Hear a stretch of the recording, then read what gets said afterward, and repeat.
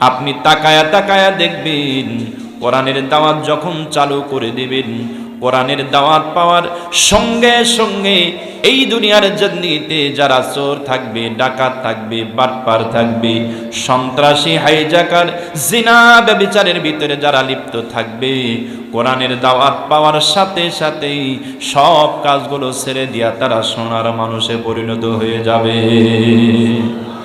সব দুর্নীতি, অত্যাচার, জুলুম, নির্যাতন বন্ধ হয়ে যাবে। গোটা সমাজ সোনার সমাজে পরিণত হয়ে যাবে। রাসূলের উপরে আল্লাহ পাক যখন কোরআন নাজিল করলেন, আমার নবীজি কোরআন নিয়ে নেমে এসে দাওয়াত দিতে থাকলেন। তাকায় তাকায় দেখতেছেন যারা চোর, চুরি করত, কোরআনের দাওয়াত পাওয়ার সাথে সাথে চুরি ছেড়ে দিয়েছে। সুবহানাল্লাহ বলবেন না? যারা জিনা ব্যভিচার করত, কোরআনের দাওয়াত পাওয়ার সাথে সাথে জিনা ব্যভিচার ছেড়ে দিয়েছে, সোনার মানুষ হয়ে গেছে।